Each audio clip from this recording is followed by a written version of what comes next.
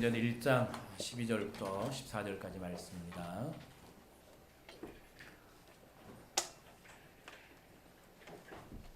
우리 함께 하나님의 말씀을 읽고 듣도록 합니다. 함께 읽습니다. 12절 제자들이 시작. 제자들이 감람원이라 하는 산으로부터 예루살렘에 돌아오니 이 산은 예루살렘에서 가까워 안식일에 가기 알맞은 길이라. 들어가 그들이 유하는 다락방으로 올라가니 베드로, 요한, 야고보, 안드레와 빌립, 도마와 바돌로메, 마테와 및 알페오의 아들 야고보, 셀로신 시몬, 야고보의 아들 유다가 다 거기 있어 여자들과 예수의 어머니 마리아와 예수의 아우들과 더불어 마음을 같이하여 오로지 기도에 힘쓰더라. 아멘. 오늘 또 예배 자리에 나온 여러분들을 축복합니다. 제가 이쪽은 터가 별로 안 좋은가,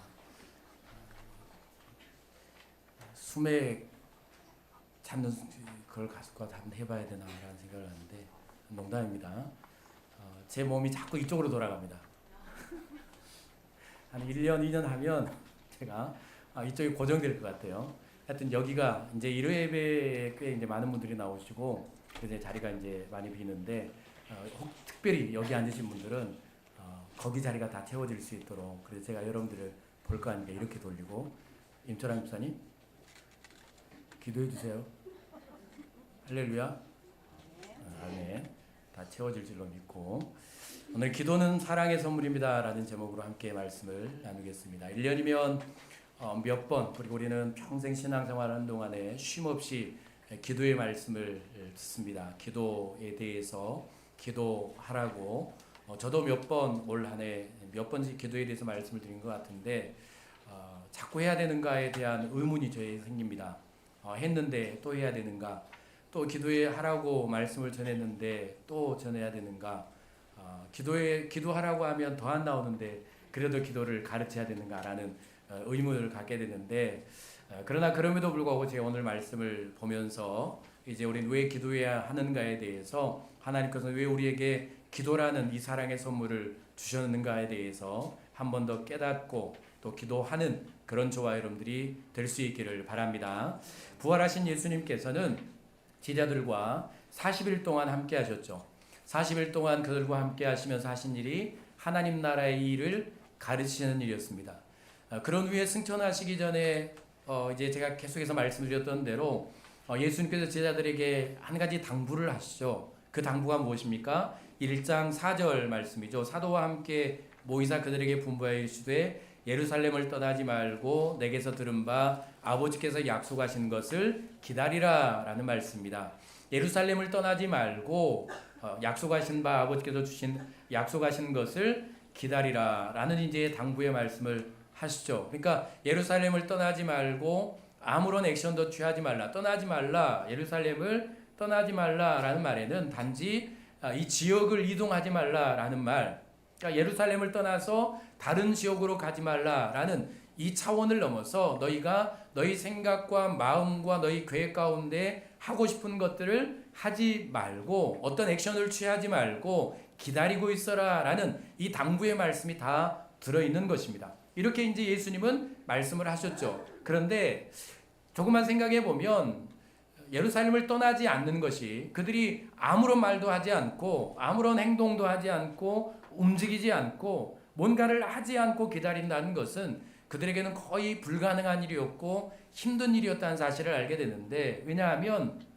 마리아가 부활하신 예수님을 처음 만난 후에 한 일이 무엇입니까? 달려가서 예수님을 전하죠. 부활하신 주님을 제자들에게 전하지 않습니까? 그 감격과 감동과 기쁨 때문에 부활하신 주님을 전합니다.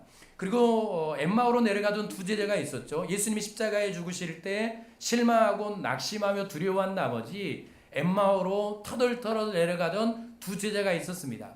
그들이 그들을 찾아오신 부활하신 주님을 만난 후에 그들이 한 일이 무엇입니까? 죽음과 공포와 실망과 낙심의 자리였던 그 예루살렘으로 인생을 돌이켜서 다시 돌아가죠. 왜냐하면 그 감격이 이 죽음의 공포보다 더 위대했기 때문에, 부활의 주님을 만난 이 담대함이 이 두려움과 낙심보다 더 힘있고 능력이 있었기 때문에 다시 예루살렘으로 고난과 핍박의 현장으로 돌아가는 것이죠. 그리고 또 하나, 우리가 베드로를 잘 알죠. 베드로의 급한 성격과 그 열정 있는 열정 넘치는 그의 성격을 생각하면 결코 그들이 부활하신 주님을 만난 후에 그것도 40일 동안 하나님 나라의 일을 가르침을 받은 이후에 그들이 아무것도 하지 않고 예루살렘에서 마냥 말도 하지 않고 행동도 하지 않고 움직이지 않고 예루살렘 이 지역을 떠나지 않고 마냥 기다리고 있는다는 것은 굉장히 힘들고 어려운 일이었을 겁니다. 거의 불가능한 일에 가까웠던 것이죠. 그런데 그런 그들이 이 2장 1절의 말씀을 보면, 사도행전 2장 1절 보면 오순절 날이 이미 이름에 그들이 다 같이 한 곳에 모였더니, 오늘도 이제 우리가 읽은 본문도 마찬가지고요. 그들이 아무것도 하지 않고 한 곳에 모여 있습니다. 움직이지 않죠. 그들의 행동을 따라 그의 계획을 따라 가고 싶은 곳에 하고 싶은 일에 또 전하고 싶었던 부활하신 주님, 내가 만난 부활의 주님을 증거하기를 원했던 감용도 있지 않았겠습니까? 우리가 부활하신 주님을 40일 동안 만나서 가르침을 받았고 그들은 무엇보다 부활하신 주님이 승천하시는 것을 보았잖아요. 구름과 함께 하늘나라로 하나님의 나라로 승천하시는 그 영광의 임재, 영광의 승천하심을 본 사람들이죠. 그러면 충분히 그 감격과 감동으로 나아가서 우리가 부활하신 주님을 만났고 부활하신 주님에게 가르침을 받았고 우리가 그 주님이 약속대로 승천하시며 다시 오실 약속을 받았다라고 나아가서 사람들에게 전하고 증거하며 그렇게 할 만한 감격과 감동이 있었을 텐데 그들이 아무것도 하지 않고 모여 있는 것입니다. 예수님의 이 말씀, 당부의 말씀을 지켜내고 있는 것이죠. 그러면 그들이 무엇을 하고 있었는가? 무엇을 하며 어떤 것을 하며 예수님의 이 말씀을, 이 당부의 말씀을 그 시간 동안, 기다리는 시간 동안, 그 지루한 시간 동안 뭔가를 기다려야 하는 약속하신 것을 언제 오실지도 모르는 그 약속하신 성령, 이 성령이 약속하신 것은 성령을 기다리는 그 순간 동안 기다리고 있었는가라는 것인데 오늘 우리가 읽은 본문이 바로 그 말씀이죠. 120명이나 되는 예수님의 제자들이 무엇을 하면서 예루살렘을 떠나지 않고 약속하신 성령을 기다리고 있었는가가 기록이 되는데 오늘 14절에 기록된 대로 함께 읽어볼까요? 여자들과 시작. 여자들과 예수의 어머니 마리아와 예수의 아우들과 더불어 마음을 같이하여 오로지 기도에 힘쓰더라. 그들이 무엇을 하고 있었는가 하면 한 곳에 모여서 마음을 같이하여 오로지 기도하는 일을 힘쓰고 있었다라는 것입니다. 그러니까 한 곳에 모여서 기도하며 그들은 예수님의 이 당부의 말씀을 지키고 있었던 것이죠. 우리 이 말씀을 통해서 몇 가지 진리를 깨닫게 되는데 무엇보다 예수님의 염려입니다. 예수님의 염려. 사실 그들이 부활하신 주님을 만났으면 사망 권세를 이기고 사흘 만에 부활하신 그 살아나신 역사를 경험할 정도면 그들은 못할 일이 없었겠죠. 죽은 사람이 살아났는데 사망 권세를 이기고 예수를 쓰고 부활하신 이 영광을 누렸는데 그리고 그 주님이 승천하신 이 은혜를 누렸는데 못할 일이 뭐가 있겠습니까? 그들의 마음속에는 감격과 감동과 담대함과 능력이 가득 찼을 겁니다. 그런데 그 부활의 주님을 만난 감동만으로는 그리고 40일 동안 예수님의 하나님 나라의 일을 가르치시는 그 가르침과 지식만으로는 그들이 이후에 그들에게 주어질 사명과 찾아올 박해와 고난과 신앙의 여정을 승리하거나 걸어갈 수 없다라는 이 사실, 예수님은 그 염려가 있었던 것입니다.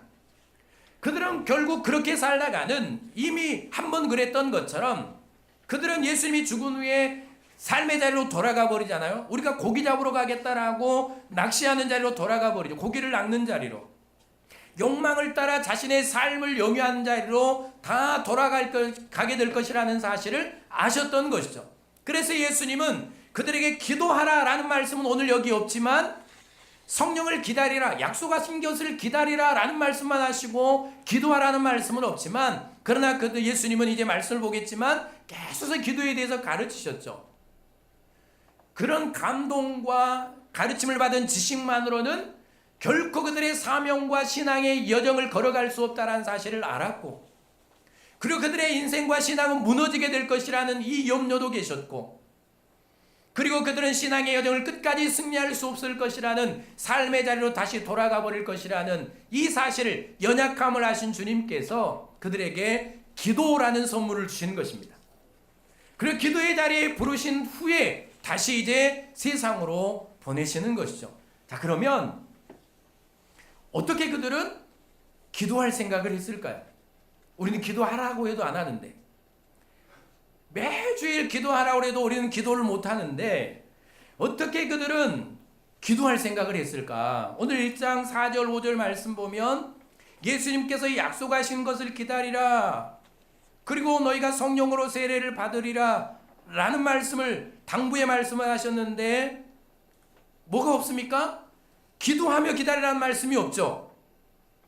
너희가 예루살렘을 떠나지 말고 한 곳에 모여서 기도하며 기다리라 라는 말씀이 없습니다. 그런데 어떻게 제자들은 한 곳에 모여서, 그것도 120명이나 넘는 사람들이 한 곳에 모여서 한 마음이 되어서 기도라는 것을 할 수 있었을까라는 것이 궁금증입니다. 매우 궁금하지만 어떻게 이런 역사가 일어났을까라고 생각할 수 있지만, 예수님이 십자가를 지시기 전에 겟세마네 동산에서 너희가 나와 함께 기도해 주어라, 나를 위해 기도해라 라고 기도의 부탁을 하실 때에도 그들은 기도하지 못했던 사람들인데, 피곤하고 지쳐서 기도하지 않고 주무셨던 사람들인데 어떻게 이 순간에는 기도할 줄 알았고 기도하며 기다릴 줄을 알았을까라는 것입니다. 예수님의 행적을 보면 우리는 분명하게 알 수 있는데요. 자, 한번 볼까요? 예수님께서 공생애를 시작하시기 전에 공적인 이 십자가의 사명, 그리고 예수님의 복음 가르침을 증거하는 이 길을 가시기 전에 예수님께서 40일 동안 하신 일이 있죠. 그것이 무엇입니까? 금식하며 기도하는 일이었죠. 기도하는 일. 잘 기억하십시오. 그리고 예수님께서 제자들을 선택하시고 부르시기 전에 하신 일이 뭡니까? 하나님께 기도하는 일입니다. 밤새 기도하시고 나아가셔서 제자들을 보시고 선택하시고 그들을 부르셨죠. 그때까지는 기도에 대해서 제자들은 몰랐겠죠. 왜냐하면 예수님과 함께 하지 않았기 때문에. 그리고 난 이후에 이제 하셨던 일들이 있는데, 예수님께서 그 이제 병자들을 찾아가시고 또 먹을 것이 없는 이들에게 먹을 것을 주시면서 수많은 무리들이 예수님을 찾아 따르기 시작합니다. 먹을 것을 먹기 위해서, 뭔가 치유를 받기 위해서, 하나님의 뭔가 은혜를 누리기 위해서 수많은 무리들이 예수님을 따르며 부르며 그를 쫓기 시작하죠. 무리들이 예수님을 따라오는데 그 순간에 예수님은 자신을 전해야 되고 그리고 말씀을 가르쳐야 되고 예수님의 사역을 감당해야 되는데, 예수님은 무리들이 따라오는 그 순간에 그들을 피합니다. 웬일입니까? 그들을 피하고 한적한 곳에 가서 기도하시죠. 제자들은 그렇게 생각하지 않았겠습니까? 이 중요한 순간에, 예수님을 전할 그 순간에 수많은 사람들에게 예수님의 능력을 전하고 가르칠 이 은혜로운 순간에, 이 절호의 같은 기회에 예수님께서 왜 저렇게 가시는가, 왜 한적한 곳에 가시는가, 그래 예수님 그곳에 가서 기도하셨죠. 이해하지 못했을 것입니다. 그렇게 예수님은 늘 기도하는 삶을 사셨죠. 그리고 마가복음 1장 35절에 기록된 대로, 여러분 우리가 제일 힘들어하는 것, 새벽 아직도 밝기 전에 예수께서 일어나 나가 한적한 곳으로 가서 거기서 기도하시더니, 새벽 기도는 제가 만든 것도 아니고 다른 분들이 만든 것도 아니고 우리 선조들이 만든 것도 아니고, 새벽에 기도하신 분은 예수 그리스도죠. 새벽 아직도 밝기 전에, 여명이 오르기 전에, 여명이 시작되기 전에 예수님은 기도하셨죠. 제자들은 늘 3년 동안 예수님과 동고동락했기 때문에 새벽에 예수님이 일어나는 그 인기척을 들었겠죠. 뭐하러 가시는가? 그리고 결국은 예수님께서 새벽에 기도하셨다라는 사실을 아셨을 겁니다. 이렇게 3년을 예수님은 제자들에게 기도라는 것의 모범을 보이셨죠. 예수님은 한적한 곳에 쉼없이 일하시기 전에 기도하셨고, 새벽마다 기도하시는 모범을 보여주셨고, 그리고 마지막 십자가를 지시기 전에 밤이 새도록 떨어지는 땀방울이 마치 빗방울이 되는 것처럼 그렇게 예수님은 기도하셨습니다. 그러면서 나를 위해 기도하라고 했습니다. 예수님은 그렇게 제자들에게 이 기도에 대해서 보여주셨고 기도에 대해서 가르치셨죠. 이런 기도의 모범을 보였지만 결국 그들은 기도하지 못했죠. 마지막 예수님께서 가장 기도가 필요할 때 함께 기도하지 못했던 제자들. 그러나 예수님 그들의 기도를 가르치셨고 기도의 모범을 보여주셨고, 그리고 누가복음 11장 13절 결과적으로 결론적으로 너희가 악할지라도 좋은 것을 자식에게 줄 줄 알거든 하물며 너희 하늘 아버지께서 구하는 자에게 성령을 주시지 않겠느냐라고 말씀하셨습니다. 그러면 제자들은 3년 동안 기도하는 예수님을 보았고, 그리고 기도에 대해서 가르침을 받았고, 그리고 예수님이 죽기 전에 십자가에 죽으시기 전에 구하라는 말씀을 주셨고, 그리고 예수님께서 십자가에 죽기 전에 내가 너희를 떠나가게 될 것이라고 할 때 그들의 마음속에 근심과 두려움이 찾아오죠. 당장 근심하며 두려워하는 제자들에게 너희가 내가 없을 때 너희가 필요하고 뭔가를 원하면 아버지의 이름으로 구해라, 그러면 내가 이루겠다라고 기도에 대해서 말씀을 하셨죠. 그러니까 제자들은 이 순간에 본능적으로 기다려야 할 이 순간에 무엇을 해야 할지를 본능적으로 깨달은 겁니다. 가르치지 않았지만, 기도하며 기다라고 말씀하지 않았지만 그들이 배운 건 기도죠. 그들이 보았던 건 기도하는 예수님이었습니다. 그들이 보았던 건 기도하며 이 고난의 과정을 가졌던 예수님입니다. 무엇을 해야 될지를 분명하게 알았던 것이죠. 그리고 가장 필요한 순간에 예수님께서 당부의 말씀을 전하며 성령의 임함과 성령의 충만함을 받아야 될 그들의 인생이 완전히 바뀌는 이 순간, 이 절체절명의 순간에, 가장 필요한 순간에 그들은 기도의 자리에 앉게 되는 것입니다. 그래서 예수님은 힘들고 어려웠지만, 기도에 대해서 계속 가르쳤지만 결국 기도하지 못했던 제자들을 실망하지 않고 마지막까지 기도에 대해서 가르치시고 하나님 나라에 가신 것이죠. 그래서 결국 제자들은 이 순간에 기도하며, 본능적으로 기도하며 이 예수님의 약속하신 말씀을 지켜내고 있는 것이죠. 여기서 저는 답을 얻었습니다. 기도하라고 그러면 더 안 하고, 기도하라고 그러면 얼굴이 찌그러지, 그리고 특세하면 더 안 나오고, 제가 계속해서 의문이 들고 제 마음속에 이 고민이 되는 것은 왜 특세를 한 달마다 해야 되는가 하면서도 제 마음속으로 늘 의심이 갑니다. 무슨 소용이 있나? 특세를 한 달에 한 번 하면 무슨 의미가 있나? 특세는 몇 번 해야 됩니까? 1년에? 할렐루야, 한 번. 한 번 누굽니까? 손 드세요. 특세는 1년에 한 번, 두 번, 한 세 번 정도 해야 의미가 있죠. 그래 왜 특세를 한 달마다 해야 되는가? 해도 안 나오고 안 해도 안 나오고 하면 더 안 나오고, 기도하라 그러면 그 다음 주에는 더 안 나오시고. 지난주 토요일 날 몇 분 나오신 줄 아십니까? 지난주 토요일 날 엄청나게 많이 나오셨어요. 저하고 한 분이 나오셨는데 저하고 같이 사시는 분이 나오셨습니다. 그래서 제가 고민을 했죠. 57분까지 이걸 말씀을 전해야 되나, 말씀을 전하고 기도해야 되나, 그냥 기도하고 돌아가야 되나, 에라 그냥 기도하고 돌아가자 그랬더니 58분에 한 분이 더 오셔서 여기 웃으시는 분이 계시는데, 그래 말씀을 전했습니다. 제가 실망할 것 같죠. 물론 가끔 실망이 되긴 합니다. 그러나 오늘 말씀을 읽으면서 전 답을 얻었습니다. 실망할 필요가 없다. 왜 가르쳐야 되는가? 왜 기도에 대해서 쉼없이 말해야 되는가? 왜 득세를 하고 또 해야 되는가?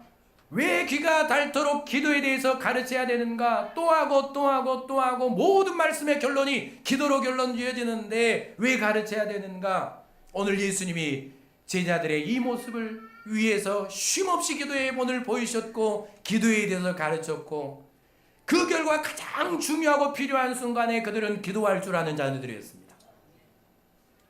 저는 그래서 제가 이 사역을 하는 동안 평생 여러분들의 귀에 못이 박히도록 지겹도록 기도에 대해서 말씀을 할 겁니다. 여러분들이 홀로 남아서 기도할 수 있을 때까지.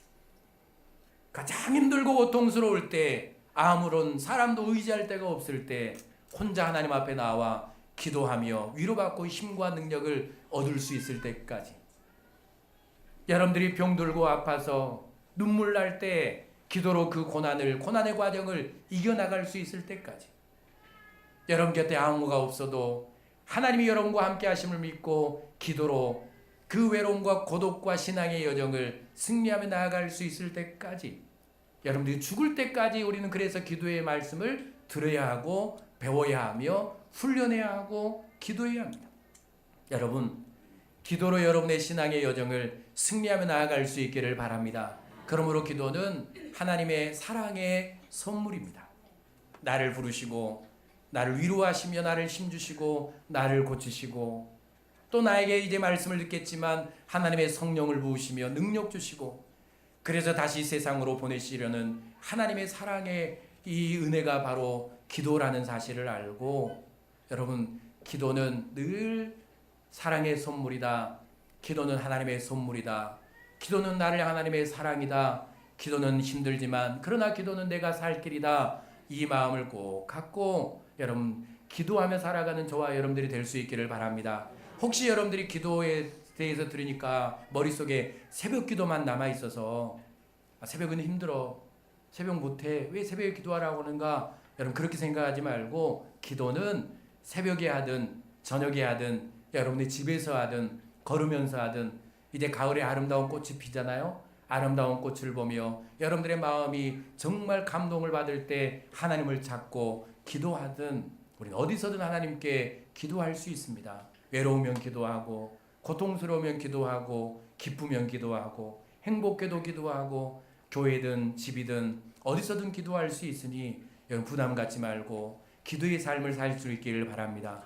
이렇게 말하면 여러분들이 너무 마음을 놓고 또 교회에 한 번도 안 나오실 것 같으니까, 교회는 기도하는 집입니다.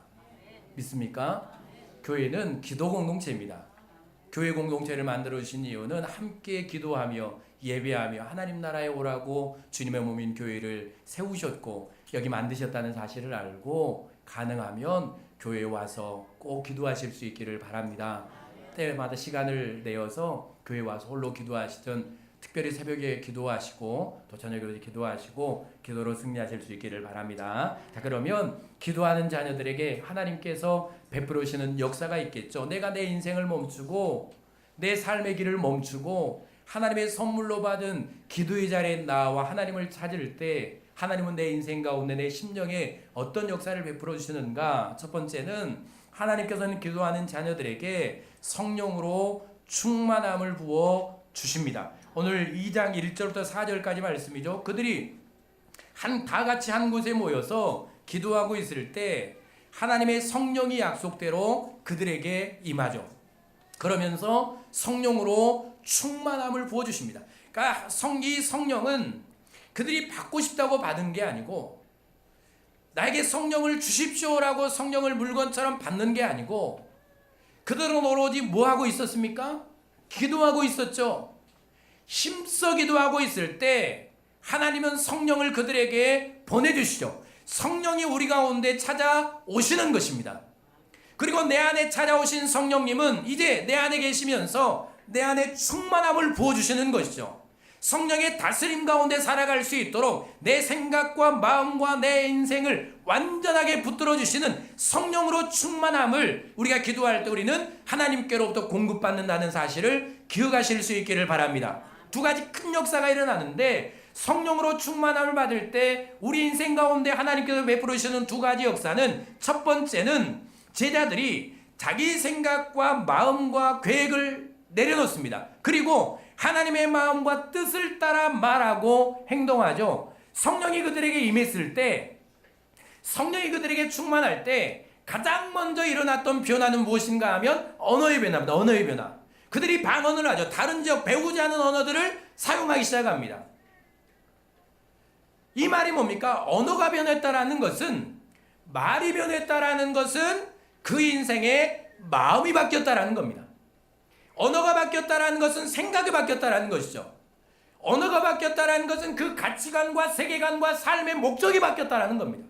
그러면 언어가 바뀌었다라는 것은 그 인생의 마음, 생각부터 해서 전부가 새롭게 변화되었다라는 것이죠. 성령으로 충만함을 받으면 더 이상 내 생각과 내 뜻대로 말하며 행동하지 못합니다. 이게 성령으로 충만함을 받은 사람의 삶이죠. 완전히 새롭게 하셔서 하나님의 뜻을 따라, 하나님의 계획을 따라, 하나님의 마음을 따라 말하며 행동하며 살아갈 수 있도록 새롭게 하시는 역사가 성령으로 충만함을 받을 때 내 인생 가운데 베풀어지는 하나님의 역사라는 사실을 여러분 기억하실 수 있기를 바랍니다. 그러면 여러분들이 언어가 바뀌기를 원하고, 여러분들의 마음이 바뀌기를 원하며, 여러분의 생각이 바뀌기를 원하고, 세상 그 가치관과 세계관과 살아가는 목적이 변하기를 원하면 여러분은 하나님 앞에 나와 성령으로 충만함을 보시도록 기도해야 될 것이고, 날마다 그래서 우리는 성령으로 충만함을 받아야 내 맘대로 못 살아갑니다. 사람은 너무 고집스럽고, 그리고 우리가 살아온 세월이 있잖아요. 그지 않습니까? 내가 살아온 세월이 있는데 이게 우리의 생각 아닙니까? 내가 살아온 세월이 있고, 내가 살아온 문제들이 있고, 내가 해결한 일들이 있고, 내 살아온 경험이 있는데, 그래서 인생은 경험과 자신의 생각과 자신이 평생 가져온 그 가치관과 살아가는 삶의 생각들을 사람의 능력으로는 바꿀 수가 없습니다. 그러니까 잔소리를 하죠. 그러니까 아저씨 소리를 듣고, 아줌마 소리도 듣고, 그래서 라떼도 하고, 자기 소리를 하는 겁니다. 적어도 여러분들이 경험해 보셨겠지만, 기도하는 사람은 하나님의 성령으로 충만함을 받기 때문에 더 이상 자기 생각, 자기 말을 하지 못합니다. 하고 싶어도 절제하게 되죠. 하나님의 말을, 하나님의 뜻을 전하는 사람으로 하나님께서 바꿔주십니다.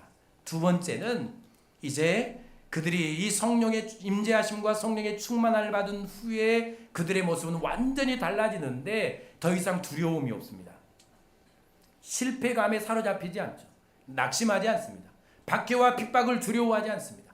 베드로와 바울과 그리고 제자들이 자신들을 예수 그리스도를 십자가에 못 박은 지도자들과 유대인들 앞에서 주저함 없이 그들이 못 박은 예수 그리스도 복음을 전하는 모습을 여러분 사도행전을 통해 보십시오. 주저함이 없습니다. 두려움이 없죠. 이건 무엇으로부터 온 겁니까? 성령으로 충만함으로부터 얻은 것입니다. 기도할 때 성령이 임했고 성령으로 충만함을 받을 때 그들은 더 이상 두려움 가운데, 좌절과 낙심 가운데 실패한 인생으로 살아가지 않습니다. 여러분, 힘 있는 삶을, 성령의 능력을 공급받은 것이죠. 성령의 능력으로 충만해진 것입니다. 권세 있는 삶을 살고 싶으십니까? 능력 있는 삶을 살아가고 싶으십니까? 두려움에 빠지지 않기를 원하시고 더 이상 실패한 감정에 사로잡히지 않기를 원하시며 여러분들이 자신감과 담대함과 능력 있는 삶을 살아가기를 원하시나요? 여러분 담대하게 복음을 전하기를 원하십니까? 여러분 그러면 우리는 기도하며 하나님께로부터 오는 성령으로 충만함을 날마다 받아야 할 줄로 믿습니다. 이게 두 가지 큰 역사죠. 우린 예수님의 기도를 잘 알고 있습니다. 히브리서 5장 7절 말씀 읽어볼까요? 그는 시작. 그는 육체에 계실 때에 자기를 죽음에서 능히 구원하실 이에게 심한 통곡과 눈물로 간구와 소원을 올렸고 그의 경건하심으로 말미암아 들으심을 얻었느니라. 예수님이 육체에 계실 때에 인간의 몸을 입고 이 땅에 오셨으므로 예수님은 배고픔을 하셨고 아픔을 하셨죠. 예수님이 십자가를 지시기 전에 자기를 죽음에서 능히 구원하실 이에게, 그럼 뭡니까? 이 십자가를 지지 않게 해달라고, 그 조롱과 비난과 멸시와 십자가의 고통의 길을 가지 않게 해달라고 밤이 새도록 어떻게 기도했는가 하면 심한 통곡과 눈물로 간고 있습니다. 그러면 얼마나 이 십자가의 길이 두려웠고 아팠고 힘들었던지 이 길을 지지 않게 해달라고 심한 통곡과 눈물로 밤이 새도록 예수님은 기도하셨죠. 여러분, 이게 우리의 인생의 모습 아닙니까? 연약함 가운데 강한 것 같지만 힘이 없고 담대한 것 같지만 마음속에 두려움이 가득 차 있는, 얼굴은 웃고 있지만 속은 떨고 있는 우리의 인생의 모습들, 예수님의 십자가 앞에서 통곡하며 밤이 새도록 십자가를 지지 않게 해달라고 자신의 마음, 이게 예수님의 인간적인 마음 아닙니까? 그리고 고통을 견딜 수 없는 그 아픔의 마음들, 그 마음과 그 아픔, 두려움을 품고 하나님 앞에 기도하죠. 그때 기도할 때 하나님께서 하신 일이 있습니다. 성부 하나님께서 예수님에게 천사를 보내시죠. 천사를 보내셔서 기도하는 예수님을 돕지 않습니까? 그리고 기도하는 그 순간에, 기도하는 그 역사의 현장에서 예수님의 생각은 하나님의 뜻으로 변하게 됩니다. 그의 생각이 예수님의 생각이 완전히 내려오는 바 되죠. 하나님의 마음으로 하나님의 뜻으로 그래서 아버지의 뜻대로 되기를 원합니다 라고 기도를 마치지 않습니까? 그리고 두려움은 사라지죠. 담대하게 제자들에 나아가서 일어나 우리가 가자라고 하며 십자가의 자리로 걸어가지 않습니까? 기도하는 가운데 예수님의 생각은 바뀌었고, 기도하며 예수님은 하나님께 아버지께 주시는 성부 하나님께 주시는 담대함으로 그 심령이 가득 찼고 강하고 담대함으로 십자가의 고난의 길을 간 결과가 우리가 구원받고 하나님 앞에 예배하는 이 현장에 앉아있는 것 아닙니까? 여러분, 십자가 그 은혜는 우리는 그 기도를 통해서 누렸던 것이죠. 그 은혜를 통해 누린 것입니다. 여러분, 두렵고 떨릴 때, 그리고 내 생각이 사로잡혔을 때, 그러니까 내가 기도하지 않고 여러분 하나님의 뜻대로 살아갈 수 있다는 것은 불가능한 일이고, 기도하지 않고 성도다운 삶을, 그리스도인다운 삶을, 기도하지 않고 예수 그리스도의 제자된 이 사명을 감당하는 것은 불가능한 일입니다.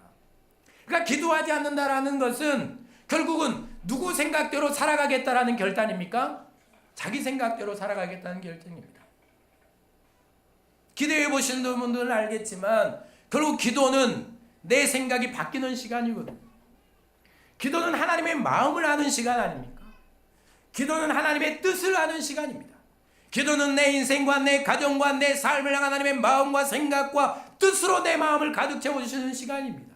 그러나 기도하지 않는다라는 것은 결국 하나님, 내 인생은 내 생각과 내 마음과 내 뜻대로 살아가겠습니다라는 그런 마음들 아닙니까? 그리고 기도하지 않는다라는 것은 나는 두렵지 않고 내 마음대로 인생을 다 살아가겠습니다라는 그 고백이 바로 교만한 기도하지 않은 고백 아닙니까?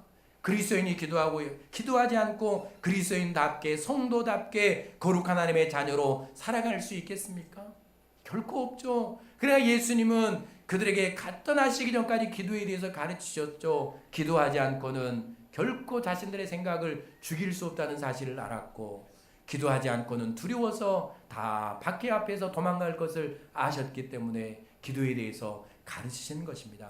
여러분, 기도의 자리에서 내 생각을 바꿔주시고 기도의 자리에서 내 마음의 두려움을 제하여 주시는 그 하나님의 능력을 경험하는 저와 여러분들이 될 수 있기를 바랍니다. 둘째, 기도한 자리에서 하나님께서는 세상에 고정된 시선과 가치관을 교정해 주시는데, 이제 예레미야 14장 19절부터 22절까지 말씀을 함께 읽어볼까요? 주께서 시작.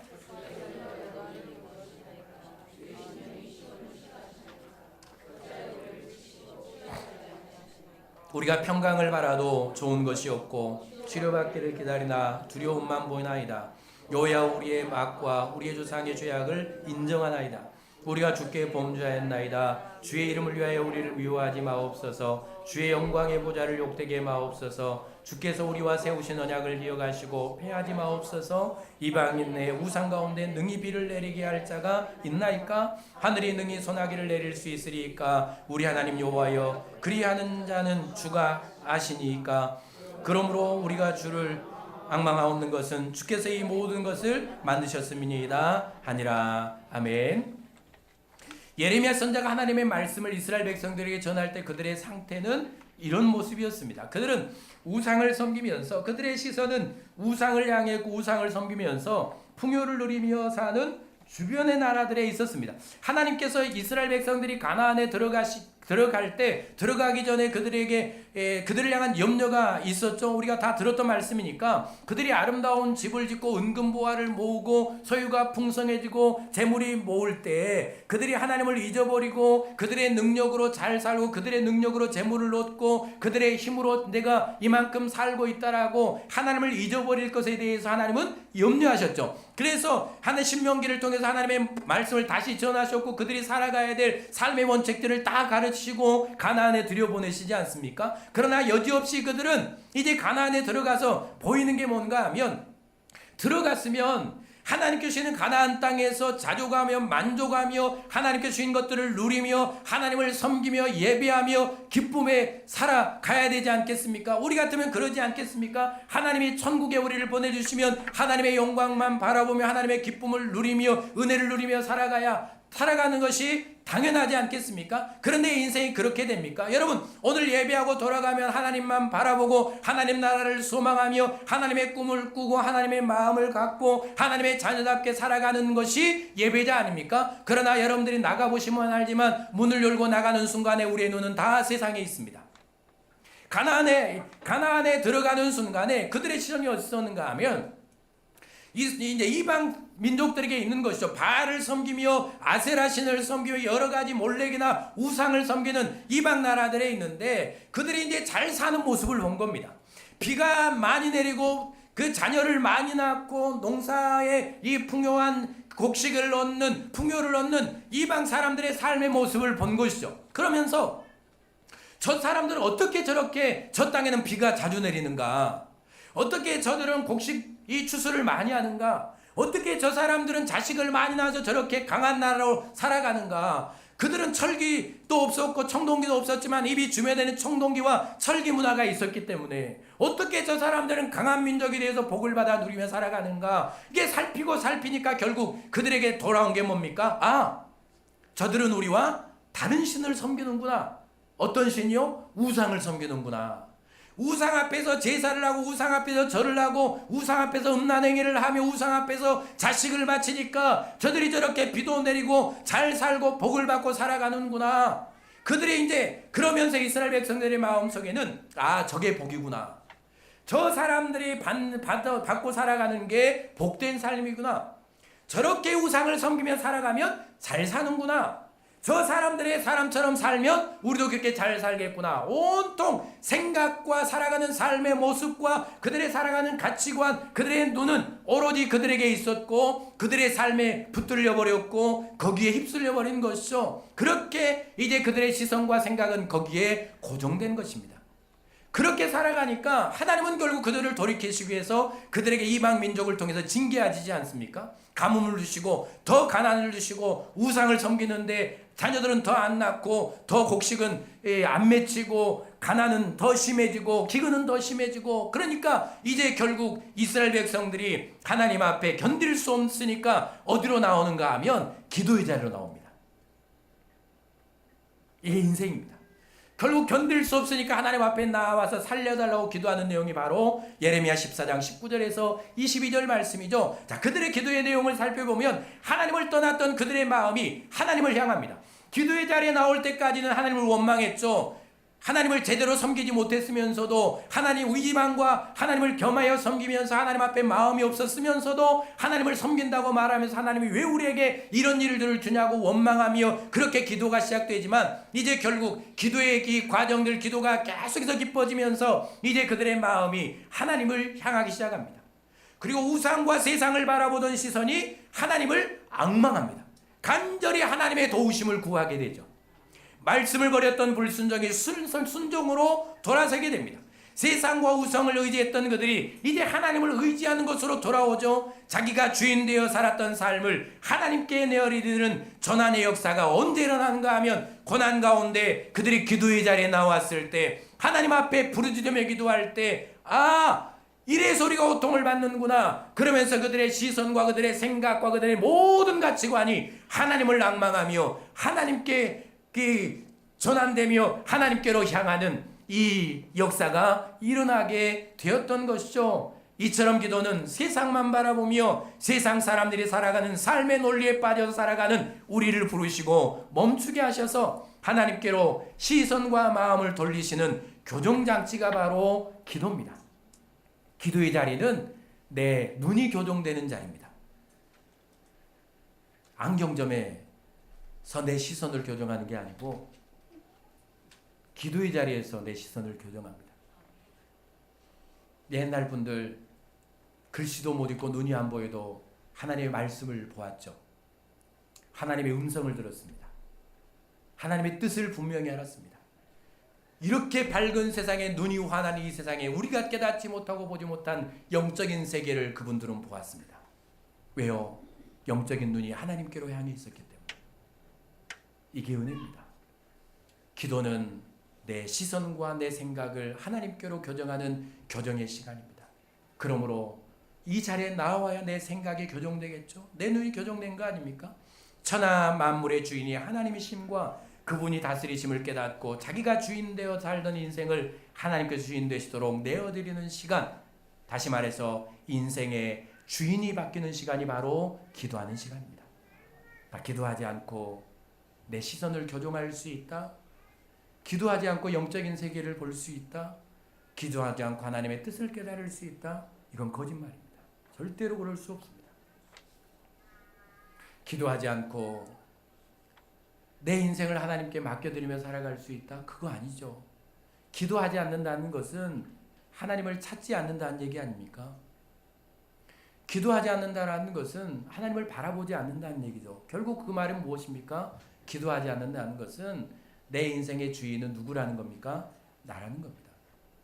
내 인생의 짐도, 내 인생의 어려움도, 내 인생의 문제도 다 내가 해결할 수 있고 내 뜻대로 이루어갈 수 있고 지금까지 내 마음대로 됐으니까, 내 계획대로 됐으니까, 내 생각대로 됐으니까 다 살아갈 수 있다라는 고백이 기도하지 않은 고백으로 나온 것 아닙니까? 이게 교만입니다. 그러니까 기도하지 않는 것 자체가 교만입니다. 내가 뭐 교만한가? 기도하지 않는 것 자체가 교만입니다. 왜냐하면 그 사람은 그 사람이 인생의 주인이기 때문에, 자기 능력으로 살아갈 수 있다고 믿기 때문에. 하나님이라는 것은, 신이라는 존재는 뭐 기도하는가? 약한 사람이 하는 거지, 문제 있는 사람이 하는 거지. 아니요, 기도는 하나님을 주인으로 섬기는 사람이 하는 것이 기도입니다. 기도하는 여러분들이 될 수 있기를 바랍니다. 마지막 세 번째, 하나님은 기도의 자리에서 나를 위로하시고 치유의 은총을 베푸시고 몸과 마음과 몸과 삶을 회복시켜 주시는 자리가 바로 기도의 자리입니다. 시편 51편 15절 읽어볼까요? 환난 날에 시작. 내가 너를 건지리니 내가 나를 영화롭게 하리라. 하나님께서는 환난 날에 나를 부르면 환난 날에 건져주시고 하나님을 영화롭게 하는 복의 자리를 채우시겠다라고 말씀하셨죠. 왜요? 인생에게는 환난이, 여기 전제된 말씀 속에는 전제는 인생에게는 환난이 있다는 겁니까? 없다는 겁니까? 있다는 겁니다. 인생에게는 고난이 있다는 겁니다.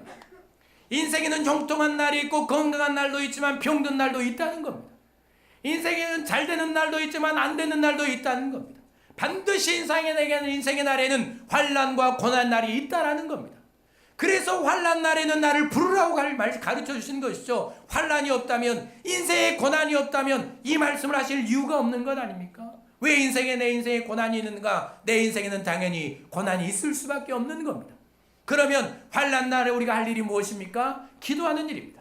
내 인생이 병들고 내 마음이 병들고 내 육체가 병들며 내 삶이 고단하고 내 인생의 짐이 무거울 때에, 내가 환난을 경험했다고 생각할 때, 내 인생에 고난이 찾아왔다고 생각할 때 하나님은 나에게 말씀하시죠. 나를 향해 부르짖으라. 그러면 내가 환난에서 건져주시고 그리고 나를 영화롭게 하도록 내가 너를 영화로운 자리에 세우실 것이라는 약속의 말씀을 주시는 것이죠. 환난의 자리에서 고난의 자리에 기도할 때 하나님은 내 마음을 만지시고 내 육체를 만지시며 내 삶을 만져주시고 나를 고치시며 회복시켜주시고 다시 세상으로 보내시는 능력의 자리가 바로 나를 만져주시는 기도의 자리라는 사실을 기억하실 수 있기를 바랍니다. 여러분, 모세를 기억하시죠? 민수기 11장 13절부터 17절, 우리 이 절망의 기도를 한번 들어볼까요? 함께 읽습니다. 이 모든 백성에게 시작.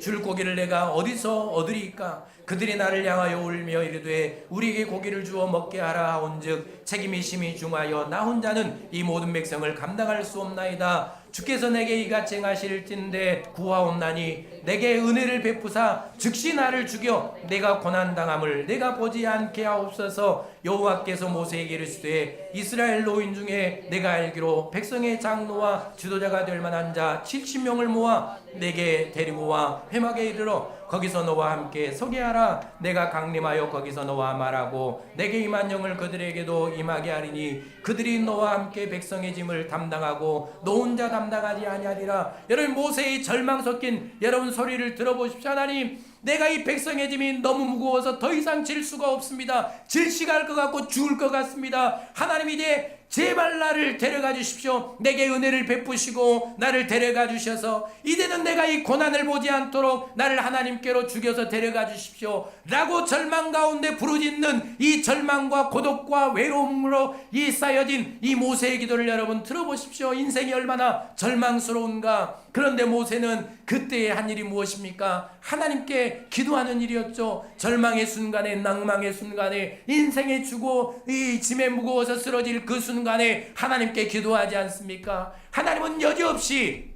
기도하는 그곳에 찾아오시죠. 모세를 찾아오시지 않습니까? 하나님이신 그분이 모세를 찾아오십니다. 전능하신 분, 천지를 만드신 하나님, 죄인인 인간이 함께 할 수 없는 하나님이 이 절망 가운데 있는 모세를 찾아오시고 그에게 말씀해 주시죠. 이게 무슨 뜻입니까? 나는 홀로 됐다라고, 나 혼자 남았더라고 깊은 고독감과 무력감에 빠져있는 모세에게 인생의 짐에 짓눌려서 질식사할 수 이 현장에 있는 그에게 찾아오셔서 하나님은 그와 말씀해 주시죠. 이게 뭡니까? 너는 혼자가 아니라고, 내가 너와 함께 있다고 하나님 기도한 자리에서 모세에게 찾아오셔서 그의 심령에 말씀해 주시지 않습니까? 그리고 그와 함께할 동역자들을 세우시고 그들에게 영적 권위를 부어주시고 모세에게 권위를 부어주시면서 다시 힘과 용기를 주시고 그의 낙심하고 좌절스러운 마음에 힘을 주시고 위로해 주시고 내가 너와 함께하고 너는 혼자가 아니라고 위로의 음성을 들려주시면서 내가 너와 함께하겠고 내가 너에게 권능을 부어주겠다라고 다시 힘을 내라고 말씀해 주시는 그 힘과 용기와 능력을 얻어서 절망의 자리에서 포기할 수밖에 없는 자리에서 모세는 다시 일어나 인생의 짐을, 백성의 짐을 다시 지고 40여 년의 길을 힘을 내어 걸어가지 않습니까? 이게 인생입니다. 여러분 예수님의 기도도 생각나시지 않습니까? 모세는 예수님의 예표 아닙니까? 예수님 절망의 순간에, 이 낭망의 순간에 하나님 아버지께 기도하면서 하나님께로부터 힘과 위로와 능력을 얻지 않습니까? 그리고 나서 일어나 함께 가자라고 말씀한 십자가의 길을 가시는 주님의 모습을 보게 되는 것입니다. 여러분 인생이 고단할 때, 외로울 때, 힘들 때, 고난이 있을 때, 환난이 있을 때 하나님은 우리를 어디로 부르십니까? 기도의 자리에 부르시죠. 모세는 고난의 때에 하나님을 찾아 나아가지 않습니까? 계속 들어야, 계속 훈련해야, 듣고 또 듣고 훈련하고 훈련해야 이 정도의 고난에 누구를 찾아 나올 수 있을까요? 하나님을 찾아 나올 수 있습니다. 사실 이 정도 고난되면 하나님 안 찾죠. 우리 다 그러지 않습니까? 살만해야 하나님 찾고, 어느 정도 힘이 있어야 하나님 찾고, 어느 정도 소망이 보여야 하나님 찾죠. 그러나 소망이 보이지 않고 아무것도 이루어질 것 같지 않고 절망의 순간에 하나님을 찾는 사람 그리 없습니다. 배우지 않고 듣지 않고 훈련하지 않고 습관이 되지 않으면 이런 순간에 하나님 앞에 나와 기도할 사람은 없습니다. 그래서 하나님은 기도하라고 말씀하셨고 예수님은 기도를 가르치셨던 것이죠. 여러분 기도하는 자리는 하나님께서 내 심령에 찾아오시고 내 인생 가운데 찾아오셔서 나를 위로하시는 순간입니다. 내가 너와 함께 한다라고, 내가 너를 홀로 두지 않는다고, 내가 너와 함께 하겠다고, 내가 너를 도와주겠다라고, 힘을 내라고, 하나님께서 나를 고독한 순간에 외로운 가운데 찾아오시고 환난 가운데 내가 너를 도와주겠다고, 내가 너를 건져주겠다라고 이 길을 힘을 주시고 능력을 주시며 내 병든 마음과 병든 육체와 모든 삶을 만져주시는 시간이 하나님을 찾고 하나님께 기도하는 순간입니다. 힘들 때 여러분 무엇 하셨습니까? 어려울 때 여러분 무엇을 하셨습니까? 고난이 있을 때 여러분 어디로 가셨습니까? 여러분 누구에게 위로를 받으십니까? 마음의 위로가 필요할 때, 고독할 때, 외로울 때 여러분 담배를 피우십니까? 스트레스 받을 때 담배 피우십니까? 스트레스를 엄청 받을 때 술을 마십니까? 속만 썩죠. 그 다음 날은 죽습니다. 먹어봐야 알죠. 마약, 프로포폴, 우유주사는 왜 맞습니까? 이것들을 이겨보려고 맞죠. 여러분 어디로 가서 위로받고, 어디로 가서 치유받고, 어디로 가서 회복하기를 원하십니까? 거기가 어디였나요?